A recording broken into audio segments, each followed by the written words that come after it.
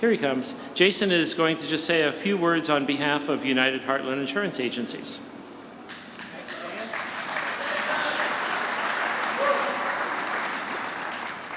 Tom Nye, you weren't lying.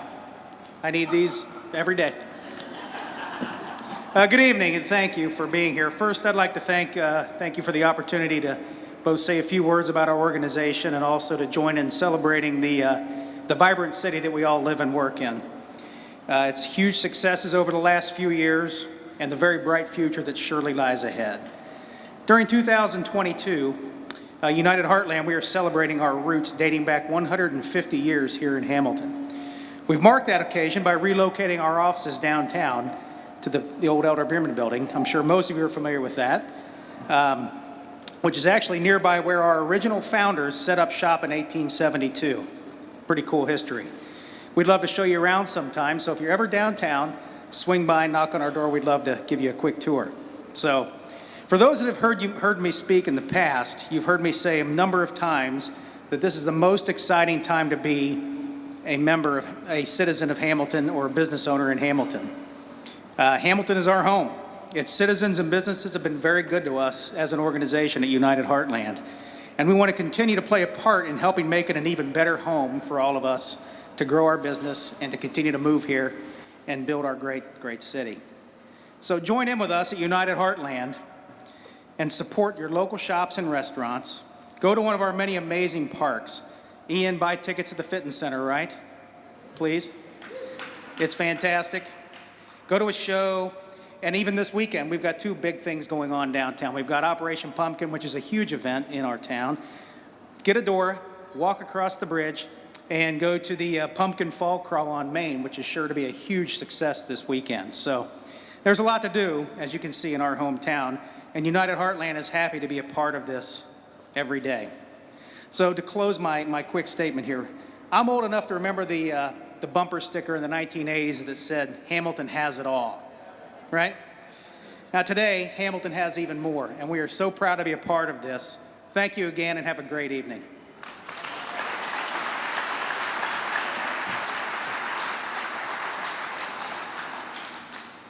Thank you, Jason. And now on behalf of Fort Hamilton Kettering, I believe that, Paul, you're here? Paul Hoover is here, President of Kettering Health Hamilton.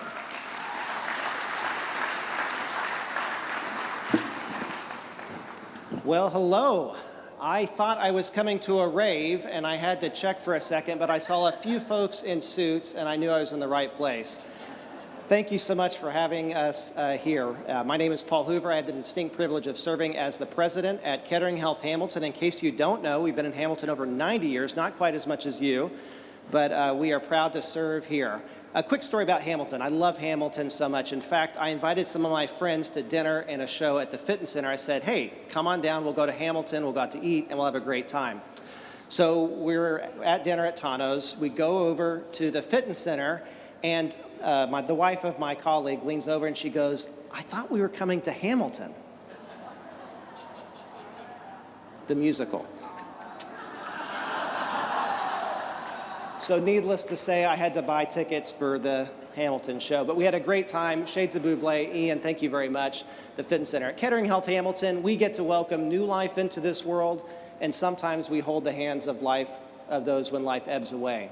It is the way that we treat people that defines how we do and our success. We are committed to this community, and we are so proud to be here. Thank you so much for this great investment. What a wonderful space, and we are so excited to be part of Hamilton. Have a wonderful evening.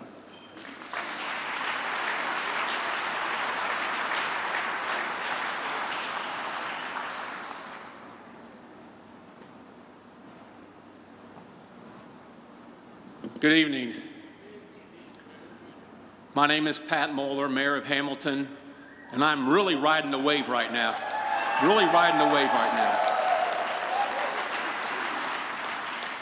You're going to hear from our great city team tonight about some new businesses, about neighborhood improvements, infrastructure improvements. But first, I have some observations. 12 years ago, Joshua Smith earned the title of Hamilton City Manager when council hired him. And what has happened? With a great team he has led us, he has been our Joe Burrow. So thank you, Joshua Smith.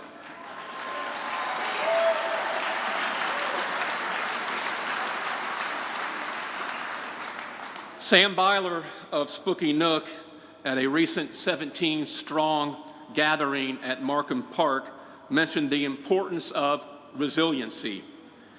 I truly believe that resiliency plus character equals success. And strong will is a big part of both resiliency and character. And of course, that's Baden's football team, which is successful. Champion Papers, and in those photos, it's called The Champion. On the left, 1913, Champion was damaged by fire and flood. On the right, 50 years later, it was a paper-making giant. Resiliency and strong will rebuilt the Champion. Just over 50 years later, athletic competition is at Spooky Nook at the Champion Mill. And it's a drone shot courtesy of TV Hamilton, and that's actually soccer being played on the field. So we've got athletic competition there and convention business gatherings. That is the Model T Ford Club 65th annual tour. They had 250 Model Ts, 1,000 hotel rooms were used up around here, $750,000 economic impact. The Model Ts visited Municipal Brew Works, Pullman's Family Center, Pinball Garage, Inside Out Art Studio. They toured the entire city, went to flubs, went to many restaurants. This is what Spooky Nook brings to us, the athletic competition as well as the business. The next slide is a multitasking slide. Obviously, we have 17 strong Department of Neighborhoods put on this really neat event at a Lindenwold Park. And members of our city team were there, Planning Department, Public Works, Department of Neighborhoods, as I said. But the gentleman there, Dan Arthur, is explaining about the successful Corwin Avenue infrastructure project. And that was a citizen-driven situation where citizens said, hey, we got a problem here. And the city came up with a solution. That is an example, I think, of 17 strong will. And I want to say congratulations to Frank Downey on my right. He is of 17 strong. He got inducted in the Baden Hall of Honor. That is very, very well deserved. Thank you, Frank Downey. Let's talk about mutual aid for a minute. And that can be local. That can be our great police department, our great fire department. But Hamilton Fire Department Lieutenant David Oakley has been in this group called Ohio Task Force 1 for several years. He was at that particular Miami, Florida building collapse. But he's also, I think, in Florida right now for what's going on down there. He's involved with search and rescue. He brings closure to families. Also, I think, emergency medical coordinator. Mark Minery is also down in Lee County, Florida, which I think saw a brunt of that hurricane. Our city infrastructure line crews went down there with equipment. You know, Hamilton leaves its borders to help others, and that's kind of like Hamilton and what it's all about. Okay. Let's talk about traffic for a few minutes, or a minute. Central-based traffic signal system. And what it says there is a kind of a general summary of what it's all about. 27 priority intersections. They're 100% complete. They have to collect data for 30 days to determine kind of the traffic flow. But all the traffic signals will be connected to a main computer via the fiber network. The main corridor traffic signals will work together by actively adjusting signal timing. And then there's, of course, emergency vehicle preemption. But this is not a do-all to end-all. but it's going to be a great help for our traffic situation. Something kind of unique, first in Butler County, all tobacco retailers, current and future, are required to get what's called a tobacco retailer license. The primary objective is to make sure that retailers aren't selling to those who are under 21. There are yearly inspections, proper training, enforcement of restrictions, and there's also a companion ordinance that restricts the location of future tobacco and vaping retailers. And that's a project that the city team and city council with Envisions Partnerships and others got together to do something which is positive for our young people. A little bit of miscellaneous. Not a game of drones. I made that up myself. City employees are using city drones to do some really amazing things. They were used to inspect under our bridges, not over our bridges, but under our bridges, in order to meet what are needed for required inspections. And we saved $32,000 in required inspection costs and prevented traffic delays, because when they're above the bridge, there's traffic issues. So not a game of drones, drones being used the right way. We also have what's called an energy saving trees program, free tree distribution. So those kind of things are going on right now. I guess our tree board and Dave Bieneman, they're like stewards for our 13,628 trees that are in the city of Hamilton. And as you are aware of, trees improve appearance, improve air quality, energy benefits, and the like. All right, I want to recognize our city team. On the left, Highland Elementary School they celebrated Walk to School Day on Tuesday. And parents and our city team worked together to address a need for a sidewalk to be created where there was not one before. So you had students like walking along the road, truly walking along the road, and that got done. A special recognition to folks like Peggy Bangy, Pat Yingling, our public works folks, Scott Hoover. That was a city team project with parents saying, hey, we like to get this done. And we're so glad that it got done for the safety of our young people.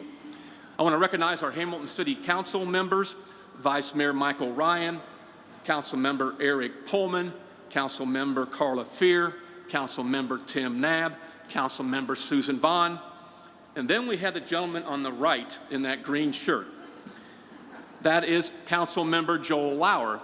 He's also a Baden football coach, and he's doing a great job educating us about what's going on in our schools, both Hamilton High School as well as Baden. But Council Member Coach Lauer wants the city council members to hustle to their chairs at the council meeting. And, we're not all quite up to that yet, but Coach says hustle, we're going to hustle. And he's also the newest member of City Council. Glad to have him aboard. And he's doing also a great job coaching and educating in our city schools. Talking about our city schools, I met a young lady named Honesty Kennedy. She's a 2022 graduate of Hamilton High School. She happens to be and won a campaign for senator down at Northern Kentucky University. And she says, heck, I'm going to run for vice president. She's running for vice president right now of a big university, and she's doing a great job down there. And I got to mention that I went to Hamilton High's football game last week, and it was homecoming. And that homecoming court is a pretty amazing group. They got great GPAs. They have jobs. They volunteer. Very diverse group. We all should be proud of them. If you get a chance to meet any of those individuals, they're just a great group of Hamilton High School students. On the right, meet Jimmy Zettler and Mary Giffen from Baden High School. They're both top 10 in their class, and they're also top 10% of 1.6 million people who take that PSAT. So great things going on there. Now, I heard there's something called a GED. That's like a great elder diploma or something like that. Well, I got one for Baden. It's an MBA Baden diploma. And what that means is more and better academics at Baden than any other Greater Catholic League school. So I made it up myself. Okay, Hamilton Run Club. group of folks who like that belt line, and they run it.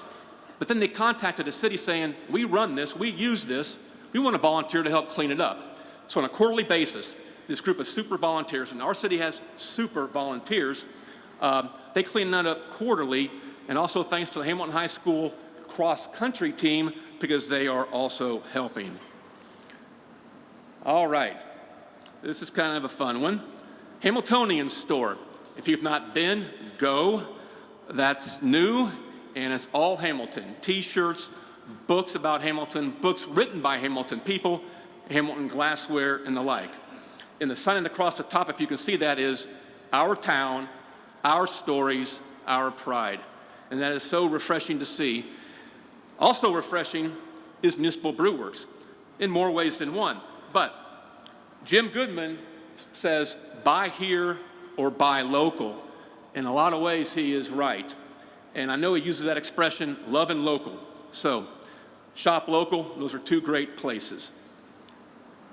All 12, 13, 14 years I've been doing this, I've always said, we still make things in Hamilton, Ohio. We need to celebrate making things. Hamilton Castor, again, they're rock stars in manufacturing. It's a rock star family. Seika, it's new, it's growing, it makes paper products, and now they're hiring for a second shift, which is great, great news there. All ate up, they've been here for 8 years now, more than 8 years. Again, great food, great family run. Anchors.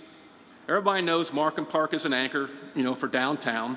And anchors, what they do is they provide consistency, stability of a business that's been there for a while. People feel comfortable because, heck, it's an anchor. It's an anchor business. And of course, they are for downtown.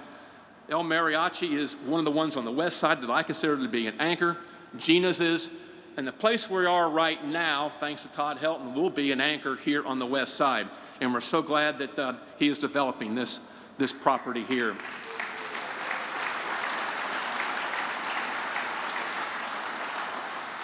And I got to say, my legal assistant, Amy Smith, who helped me with this technology here, last time she was here, she saw the movie Forrest Gump. So that's a little bit of trivia there. History, Forrest Gump. All right, now, there's another anchor that you may not know about, may not think about. It's North End Market, and that is a North End anchor. Prayers are needed for Tony Moore, who's the owner. She is battling cancer, but she gives, and gives back to the North End community. The photo here is of a group of, it's kind of a picture, it doesn't have as many people as that really was there. There were over 100 people wishing her well, supporting her. This anchor, I'll be blunt, needs a crosswalk and signage. If you know about the North End, it's very dense housing. You got a lot of cars that are like jammed in, squeezed in with each other. So for adults and children, I think that's something we need to think about, is helping that anchor. All right, just about done here. I have about 3 words total for art. Way cool and cool. That is way cool. That is Indiana limestone on the left-hand side, and that was made using hammer, chisel, and power tools. On the right-hand side is an example of what volunteers and artists did when they were painting electric boxes and retaining walls. Now, I wanted the city of Hamilton to become the city of murals, because we all know we got great murals, thanks to the various organizations that Ian has out there with the murals. But I learned that Steubenville claims to be the city of murals. Did not know that, but maybe we should have a duel of artists to determine who should be the city of murals. All right, that's way cool art. All right, Juneteenth celebration. It is growing, it is educating, it is community building. Like all of our events, they're very community building. On the far left, that's a heavyweight boxing champion, Layman Brewster. In the middle is Mark Cunningham, who's the father of the Cunningham siblings. On the far right, we'll just say Forrest Gump. All right, now, my dad and I got together at Christian's Corn Stand Jam, and we had a great time there. That is really not my dad. He doesn't wear sunglasses like that.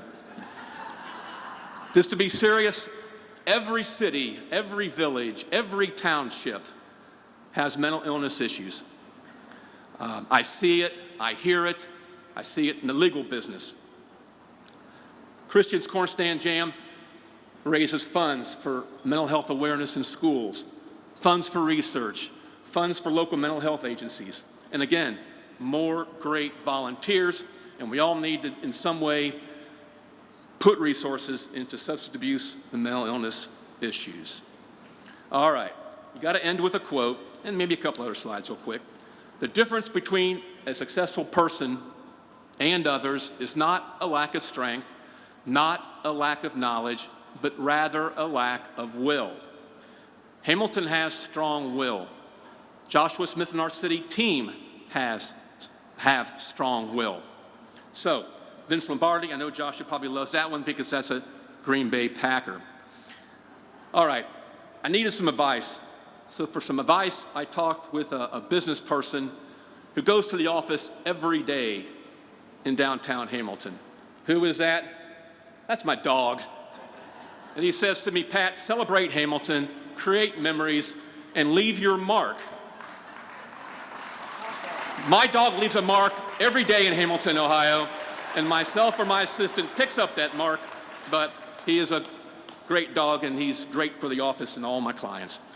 All right, lastly, charity pie throw tomorrow, Saturday, Sunday. For $5, you can throw a pie into the face of Joshua Smith. Okay, now, and Forrest Gump, me. Now, for our strong-willed, very successful city manager, Joshua Smith.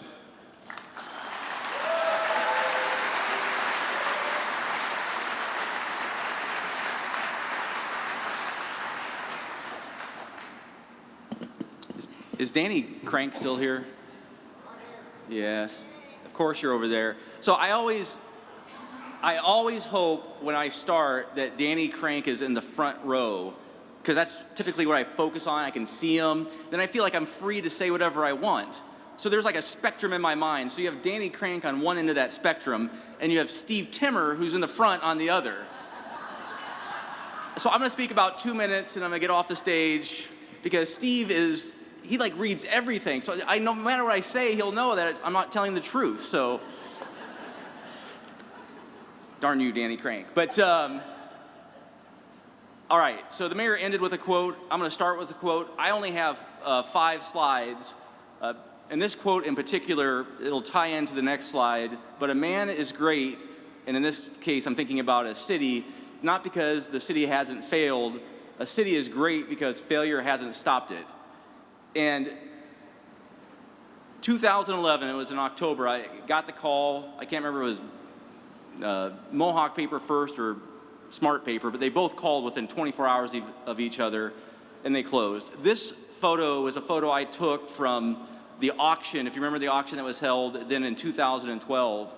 And I just remember the mentality, it was bad time in Hamilton. People, that was like the last vestige of very visible manufacturing in Hamilton, and it was just a very bad mood.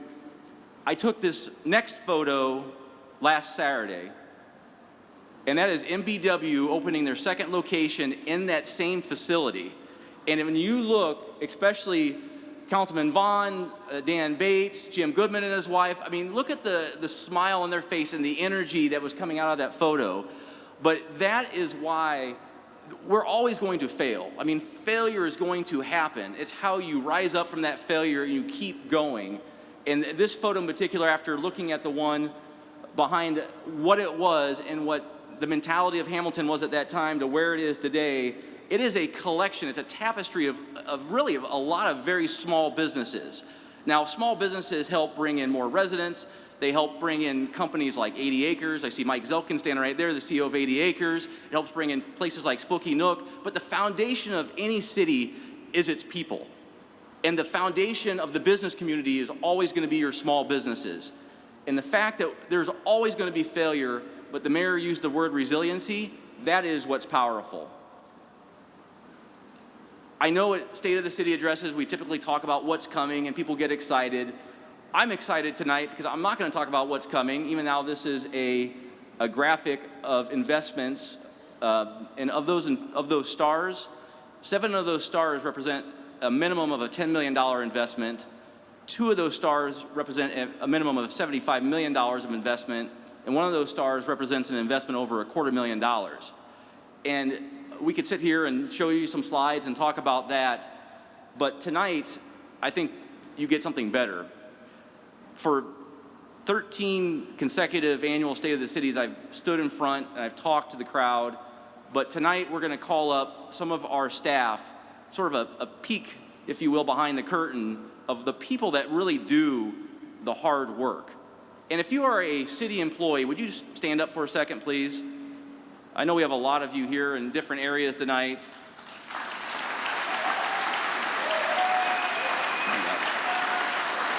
I should have said city employees plus Parks Conservancy plus Core Fund and some other things, but thank you.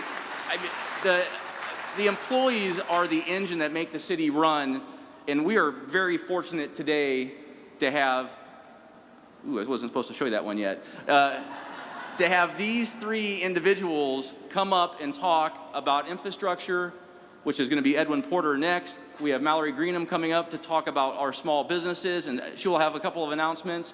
And finally, Brandon Sarber is going to close it with us about our neighborhoods, and because that was something that we really hit hard at the last State of the City address, and he's going to do a great job with that. But before I step down and hand this off to Edwin, there's been a lot of questions about Agave and Rye. I was on the phone with Agave and Rye last night, again today. There are going to be a couple mild changes with inflation, with everything else. They were hoping to come in close to $2.5 million, and their numbers came in well north of $2.5 million. So they've removed the pickleball courts. They've added some more parking on site. The demolition permit has been pulled so that not the historic structure in the front, but the building in the back, you'll see that demolished hopefully in the next 30 to 45 days. But they told me today I could say publicly that they will be open in 2023. They've been opening a lot of stores in a lot of places, but they promised us that we're going to be the next one they start. So they are coming. I do get a lot of questions. So you can have your epic tacos at some point in 2023.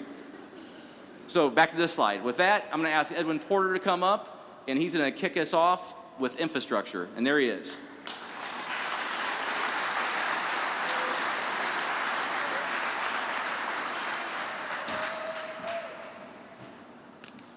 Good evening, everybody. Thanks for coming out today. You know, last week when Joshua asked me to give a presentation, my first question to him was, well, why? I said, nobody cares about infrastructure till it's broken, right? And then, then I also warned him about the perils of giving an engineer a microphone. And alas, we're all still here, so let's get this started. So I have the privilege of serving as the executive director of infrastructure. And I was thinking about it, and I realized that, you know, I don't know that everyone understands the totality of what this department is.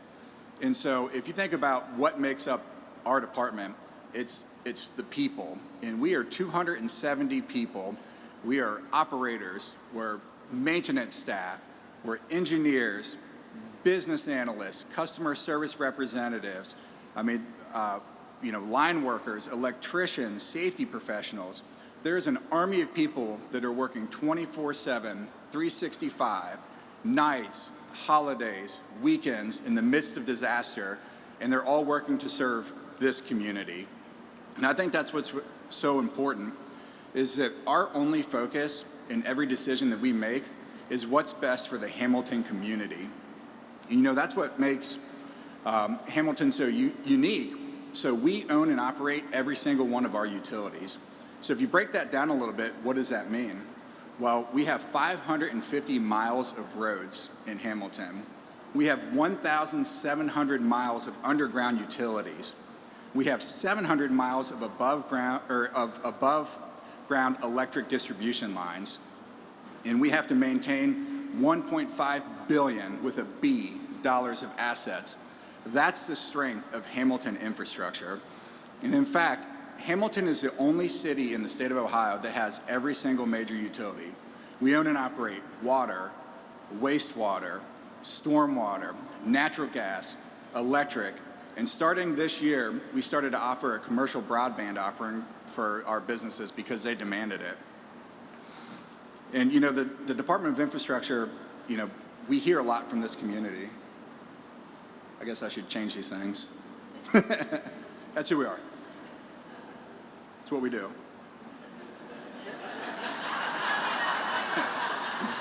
So we hear from the community, and we heard that this community wanted better customer service. And so what did we do?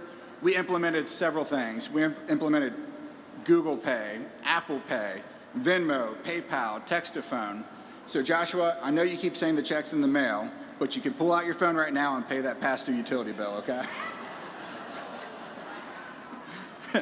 And the mayor already touched on this one, but Corin Avenue represented, you know, a really unique problem for us. So we heard that something stunk on Corin Avenue, and I'm talking, you know, literally it stunk. And so our teams investigated, and they found that the sewer lines were connected, and it made a perfect storm to create foul odors. And so our teams investigated, they came up with a solution, they dug up the street, they fixed the problem, and then they repaired the street, repaired the curbs, repaired the sidewalks, and they made the street better than when we found it. And that was a direct response to this community. And who in the audience is a member of the Hamilton West Facebook group? Or looks at it? Well, these are some pictures that were actually posted to that group. So we heard it loud and clear. We understand that streets are important to this community. So in fact, over the past 2 years, we have reprioritized some work. So instead of doing as much street sweeping as we've done in the past, we focused on filling potholes. Our public works crew has filled 28,000 potholes over the past 2 years. Think of the magnitude of that number. And that's a direct response to what this community wanted. But that wasn't enough. So behind me is a list of all the streets that are included in capital improvement projects from 2021 through 2024. But we heard that that wasn't enough. And so our public works teams went out and they rented the equipment and they got the materials and they're making improvements to streets that, although they aren't candidates for capital improvement money, they did need immediate repair. So they went out and they're getting it done. And so we heard, and this is how we responded. And the mayor talked about this a little bit, but I can't emphasize the importance that the Centrac system is going to bring to this community. So 27 priority signals, it's collecting data, so start paying attention. Mid-November, this system's going to go live, and you'll notice a change in how you get across the High Main Corridor. And by the end of 2023, this system's going to be implemented on all 97 signals in the Hamilton community.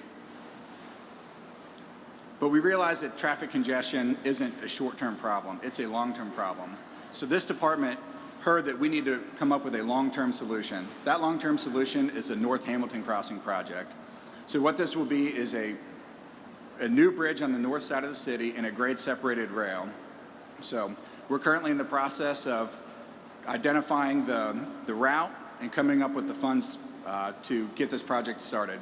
So this is something that could be started as early as 2027.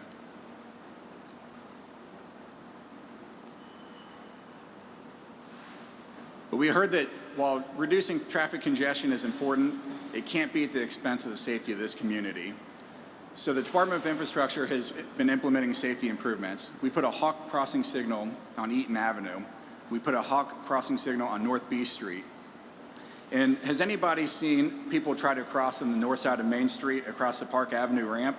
It's literally watching Frogger, you know? And so we saw how people used this infrastructure. And your previous choice was to go all the way north, go across, come all the way south, or go north, go under the bridge, come back above the bridge, and go across. Well, this infrastructure team saw that, and so we're in the process of installing a traffic light, a crossing walk, and a sidewalk so this community can be more connected. But, walking and biking is not the only way, and car travel is not the only way to get around Hamilton. And we're really excited to announce tonight that starting next year, a locally owned and operated business by the name of Locomotive is going to start operations. And what this is a shuttle service that's going to provide transportation from Main Street to Spooky Nook, to German Village, to Markham Park, and to High Street. So I know that the locomotive team is in the room tonight, and this is also going to provide an opportunity for local businesses to advertise in a way that they don't have right now. So it's going to be a new and a free shuttle service for Hamilton.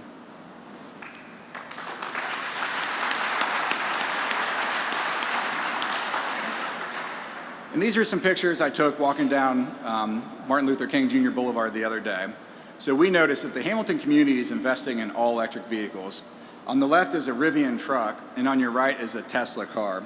And so in response to seeing the new electric vehicles, the the infrastructure department received a grant, and we installed 6 charging stations in Hamilton this year, and we're going to install 8 more next year.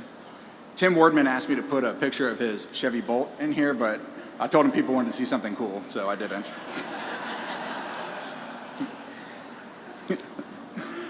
But you know, innovative vehicles, innovation's not new to this town. In 1918, Henry and Edsel Ford came to town and they bought the Hamilton Hydraulic. They installed a hydroelectric power plant, and that continues to operate today, providing clean, green energy to this city. In addition to that, we own and we operate and receive power from the Greenup and Meldal hydroelectric power plants. And you know, those are providing green energy to our city. And it's that type of innovation that attracts companies like 80 Acres, Seika, Valeo, and ThyssenKrupp Bilstein. And it's because of them that they've demanded a pathway to 100% green energy. So we're excited to announce tonight that EcoSmart Choice program, and what this is an optional program to where if you want to have a pathway towards 100% green energy, you can have that.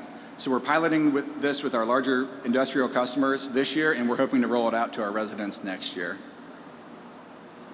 But not only is this city department innovative, it's award-winning. So what you see here is a picture of Bill Hudson, our Director of Utility Operation, receiving a national award from the American Public Power Association. And the awards you see behind those are all the awards we've won over the past year. And you know, it's because of the demands of this city, the high quality of the infrastructure and of the utilities that we're award-winning. But we realize also that, you know, our job is not about winning awards. It's not about executing projects. It's about serving people. So you'll see the photo there. When we received a phone call from the Orlando Utilities Commission, you know, to respond to the aftermath of Hurricane Ian, you know, our crews passed people sitting in traffic getting away from disaster, and they had free roads heading towards it to serve. And how is all this possible? It's possible by you. This community owns and directs the Department of Infrastructure. We hear you every day. We hear you through 311 requests. We hear you through the Public Utilities Commission. We hear you through City Council, through 17 Strong meetings. We hear you every day in our conversations with this community every single day. So this is possible by the power of you. And with that, I've sufficiently bored everyone with infrastructure, so I'm going to turn it over to Mallory Greenham to talk about small businesses.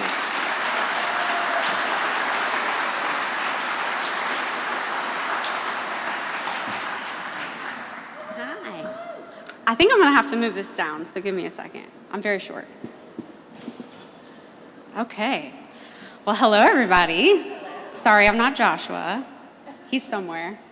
Thank you all for coming tonight. I mean, I know there's a million places you could be because Hamilton is happening, so I appreciate you taking time to be with us here in person.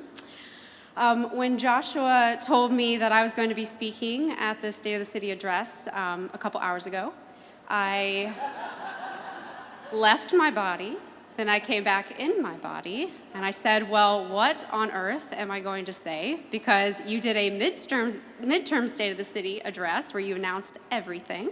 So if you haven't seen that, definitely go watch that. And he's pretty much mic dropped it at the past 12 events. So yeah, I'd love to, is what I said. So here we are. So at these events, normally we put up a slide about what's coming and we clap and we go round and round. It is going to be a little bit different because something that's become kind of clear to me, really through all my years of working in downtown revitalization and preservation, is that sometimes change is so hard to see. and we're a little too close. And by what I mean, like a little too close, is like we're a little bit too close to the subject, which is our great city of Hamilton. So we're gonna slow it down a little bit tonight. He does not know I have this slide. Sorry, Joshua. And talk a little bit about our past, because there's nothing that I like more is when someone has driven through our community and they haven't been here in a couple years, or another community reaches out and they're like, well, what's the magic? What's the secret sauce? What's the silver bullet? What's the one thing that changed everything besides Joshua Smith? And the truth is that there isn't one thing at all. What there's been is a relentless amount of incremental change. Big things, medium things, small things, all the things. And that's really the only way that we've got here. So I'm always sad to say that I don't have any great answer for anybody. But so again, like I said, I'm gonna take us back a little bit just because again, we're a little too close. And I don't know if anybody remembers when our great downtown Hamilton looked like this. This was when we had about 3% occupancy in our downtown. Today, we sit at pretty much 100% for our first floor retail. We've got the Markham, or not the Markham Apartments, the Mercantile Lofts, art space. We've got people living and working downtown. I mean, this happened so slow, but so fast. Does anybody remember when Mercy Hospital left? Left a literal hole in our urban landscape. It's almost like we forget that now it's our wonderful Markham Park, which was one of the largest donations ever given to our Hamilton Parks Conservancy. It was a $4 million gift to all of us.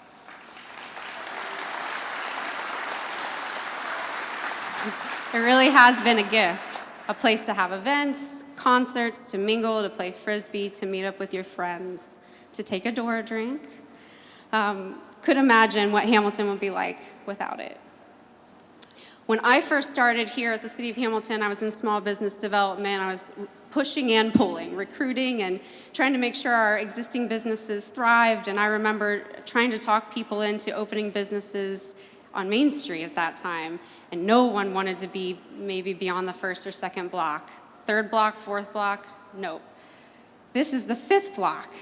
I mean, even just to drive and see all those people hanging out in the 500 block of Main Street with their families and playing cornhole, it's like, that's a big deal. That's a big difference. And this has really only been in the last couple of years.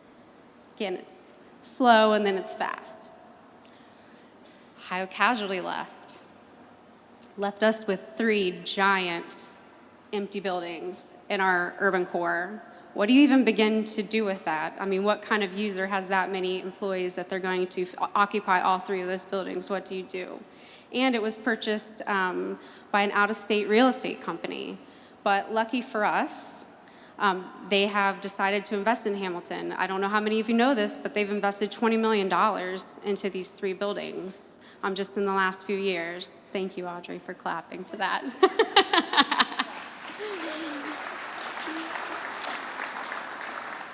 You definitely should stop by. I mean, there's going to be 200 apartments. There's already apartments there with a 70-person waiting list. They got a Pilates studio, a doggy daycare. They're bottling water in there, Headline Sportswear in the old print shop. Yeah, Pawnee is here somewhere, Pawnee Water. I mean, it's just amazing. That could have just sat there forever. But now we got people living there, and that's pretty cool. So again, true revitalization is only really sustainable by executing successfully a series of relentless incremental changes. And I love that guy. It's like all the things all the time. We're doing all the things all the time. So another thing is that the city often gets too much credit. We get credit for things we don't do, and then we don't get credit for things we do. That's just like, how it goes. But this city is really one of the best places to live, in my opinion, because of all of the volunteer groups, the service organizations, the arts organizations, the citizens, the small businesses, and everybody pitching in that makes it a special place. And so I'm going to show you what I mean here. I mean, I can't really imagine a Hamilton without a Street Smart program. All the murals all across the city, volunteer-led. City of Sculpture. People don't know this is an entire volunteer board. They raise all the money and they do it all just because they love sculpture, not the city. So thank you, City of Sculpture. River's Edge Amphitheater. I can't imagine, again, what it would be like if we didn't have our free Thursday night concerts and all the people that donate their time to make this happen. And I'm going to go quickly because it's the same story. The Hamilton Flea, Operation Pumpkin, Juneteenth, Hamilton Pride, the tree lighting. I am going to stop on this one. Did you know that the city of Hamilton has nothing to do with the city tree? I just want to make this public record. The Hamilton Welcomes the Holidays is a group of volunteers that get together every year and coordinate the tree and the lights on it, on all the festivities, and Santa comes from the North Pole, and it's amazing, and thank you for taking the lead on that. And no, we don't have any say on where the tree goes. Another thing that we get asked a lot is about the snowflakes. People think that the city bought them, and I do not remember the name of everybody on the committee, but I know that one of its fearless leaders is Cindy Dingledine, who helped raise all of the money and coordinated the purchase and delivery of these snowflakes. Like, these are just citizens who helped get these snowflakes for us. And then small businesses. The city doesn't open small businesses, believe it or not. But we do what we can to foster an environment that small businesses want to open, whatever we can do to help them along the way. And I mean, these businesses, if they hadn't chosen to invest what is sometimes their life savings, their time, their energy, their passion, their creativity into Hamilton, I mean, I really don't know what we would be. And then this one, I drove by today, I saw the Presbyterian Church out decorating, and I put this in here because this is actually one of my very favorite things. And they don't have to do this, but when they decorate for the holidays, they go all out. I don't know how many volunteers are involved with that, but thank you, I love it. Thank you.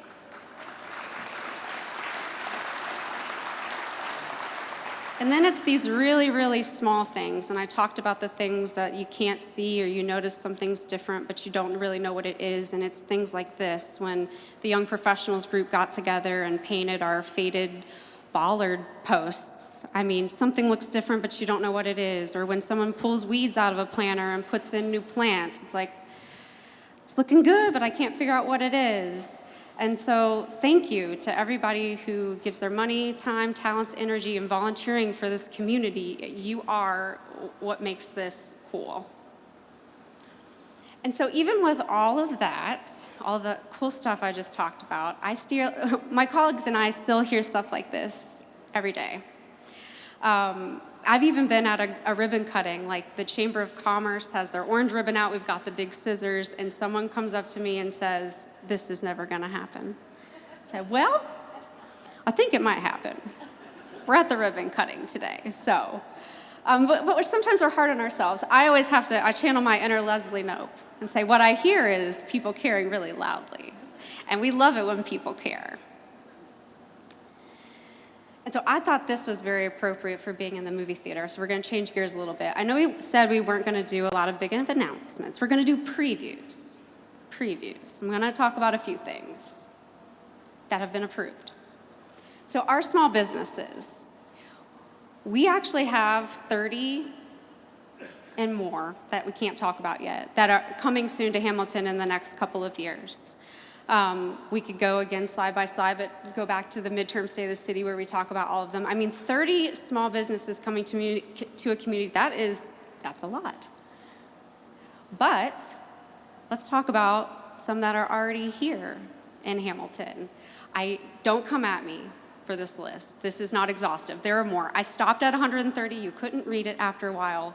Please don't destroy me over this. But I did my best. And honestly, I was surprised at how many locally owned businesses we have across Hamilton. It's really cool. And they are here because you choose to shop, to dine, to Dora locally. So thank you all for that, really.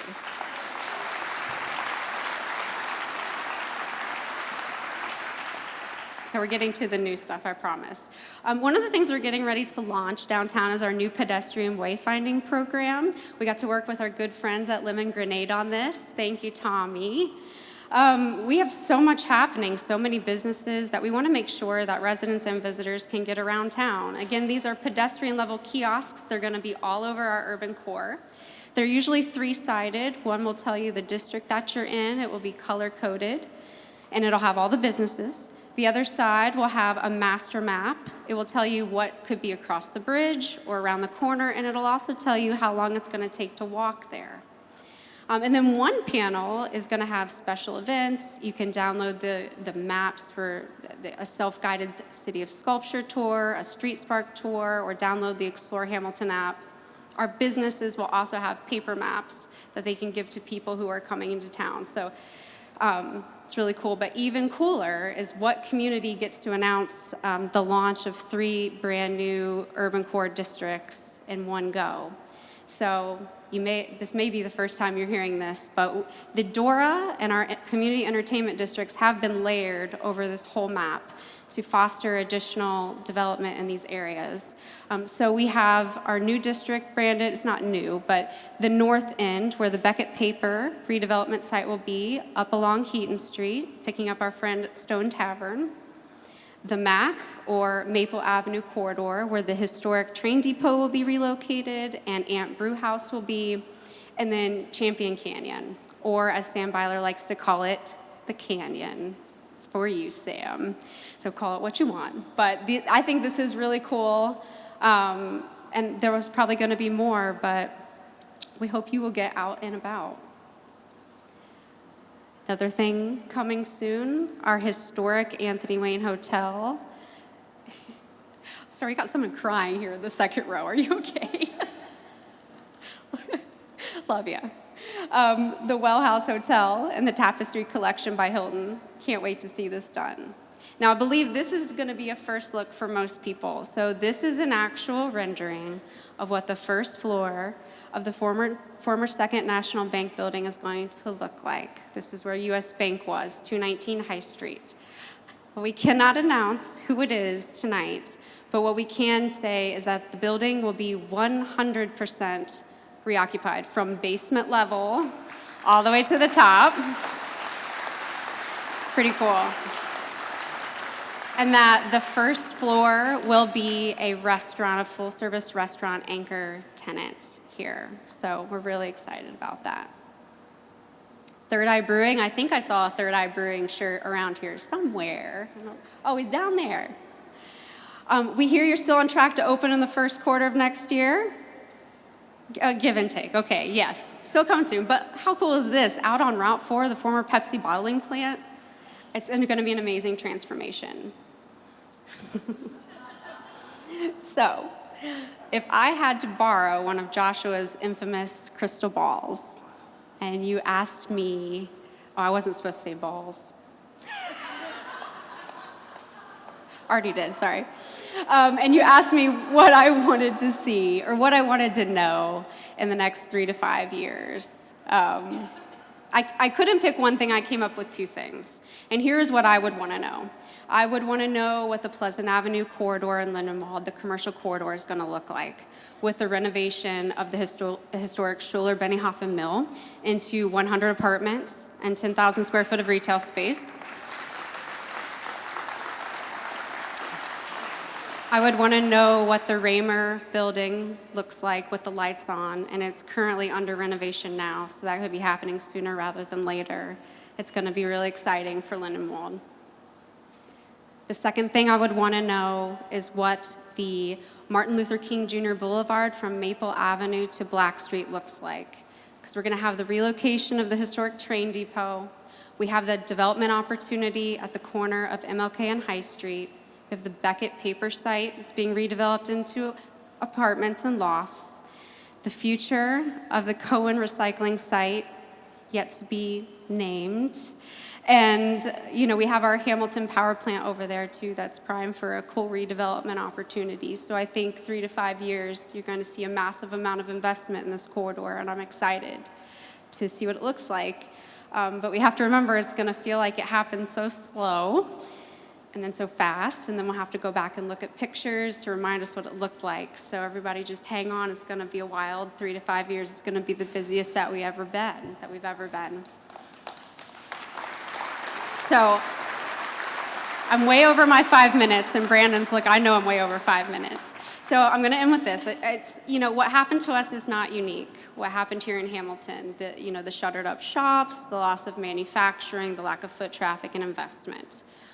What is unique is what we all decided to do with the aftermath. We easily could have just thrown up our hands and said, this is our fate, this is what other towns like ours look like, this is it. But we took fate into our own hands. We controlled our own destiny, we got creative, we rolled up our sleeves, we all chipped in, and we never gave up. And it's relentless incremental change. So, thank you. Thank you, Al. And with that, I'd like to invite up my colleague, my friend, one of my favorite musicians, your Director of Neighborhoods, Brandon Sarber.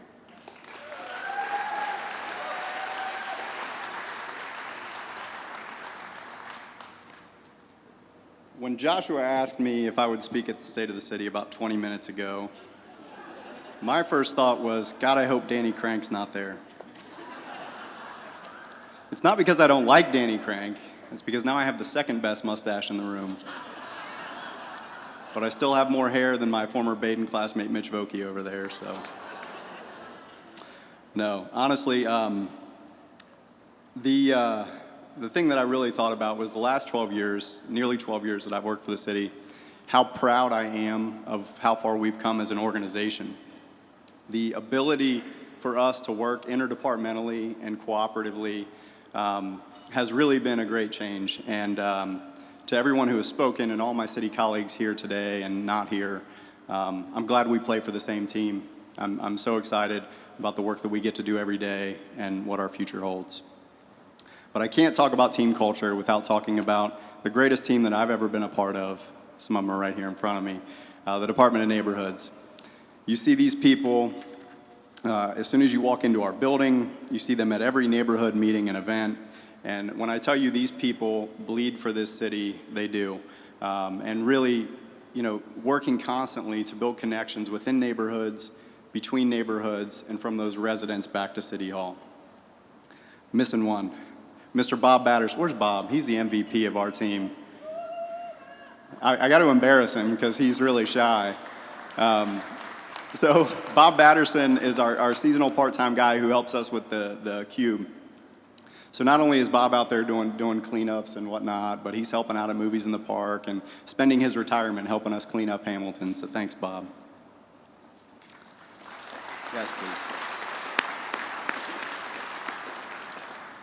So we've heard a lot about 17 Strong, and I want to take every opportunity I can to talk and really explain about what the 17 Strong movement is about and how the 17 Strong Advisory Board really supports that.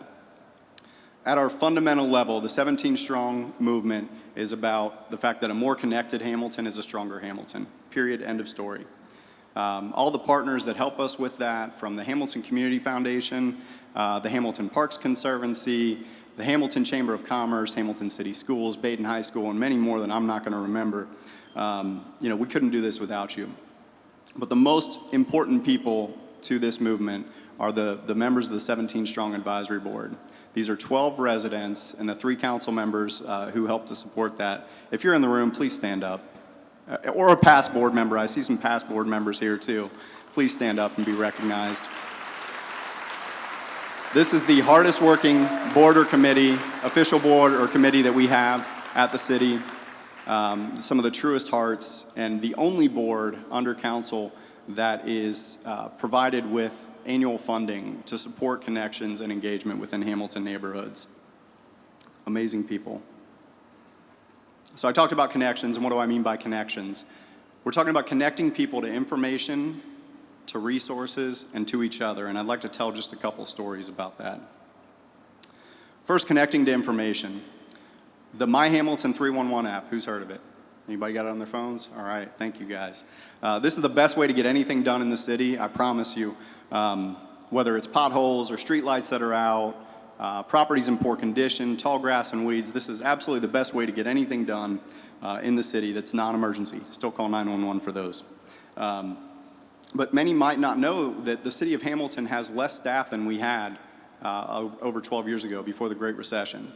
So with that, we have to rely on the eyes and ears of our residents. We can't be quite as proactive with fewer staff. So we have to rely on our residents to communicate those issues and concerns to us, and this is the best way to do it. But as you can imagine, some neighborhoods might use it more than others. So last year, we started looking at, on a per household basis throughout all of our neighborhoods, where are the neighborhoods that we really need to focus on expanding the use of 311? And the Riverview Second Ward neighborhood about a year ago was one of our lower users of it. But through great leadership, like people on the board like Angela Jarrett, where are you, Angela? I saw you a minute ago, there you are.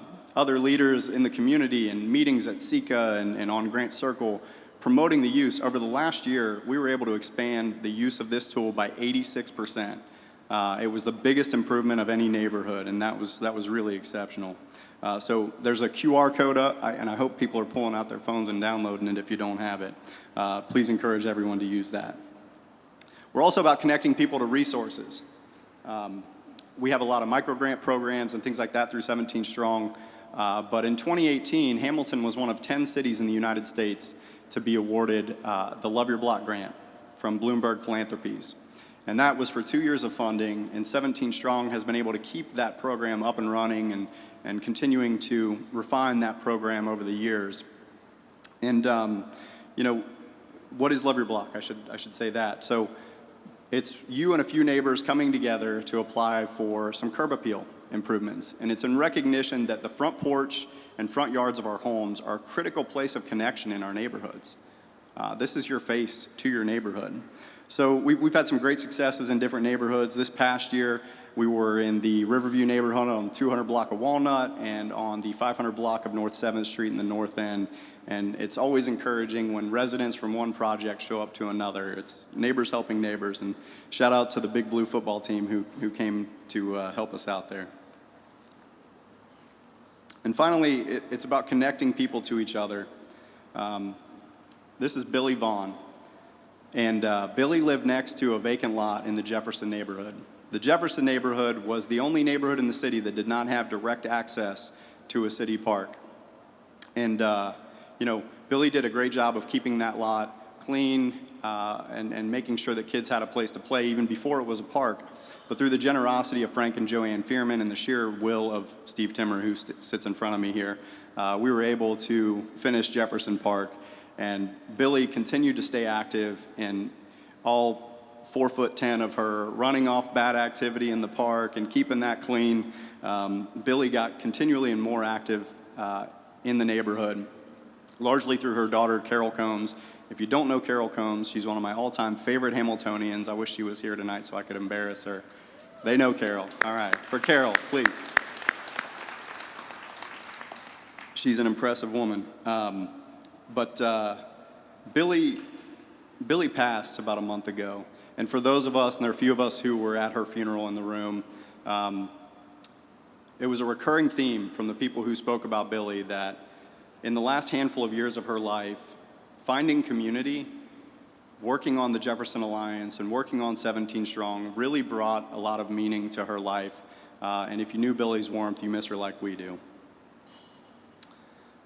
So there are dozens of stories I could tell. This is a partial list of the things that we've done in the last year: microgrants, cleanups, events, and things like that. Back in May, we did 17 cleanups in 17 days. Some of you were there. We had some great volunteers like Greg Bisdorf and Christy Land and John Barry, who showed up to just about every one of them. But also the nano grants with Hamilton City School District. I mean, there's so many great partnerships and things that 17 Strong does that we all get to be a part of, and I wish I could talk for an hour about every one of them.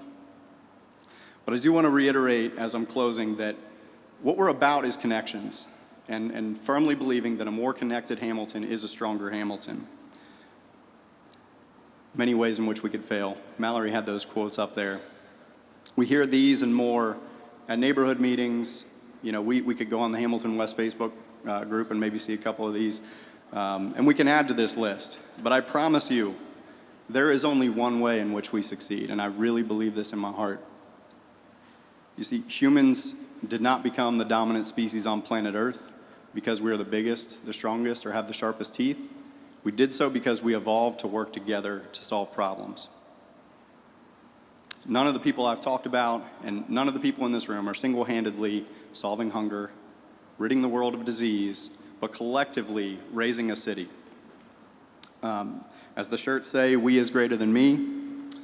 We're about building a bigger table so that all of you and all of us can become more active actors in this play that we all find ourselves in. So my ask of you in leaving here is a simple commitment to learn more. Join our movement of a more connected Hamilton. There are a lot of seemingly insignificant things that we all can do to help lift this city. So please visit 17stronghamilton.org or see my folks, my Department of Neighborhoods folks. They've got a table out there. Please hang out and talk with us a little bit. We'd love to get you connected. But thank you for loving my hometown. Mr. Bates.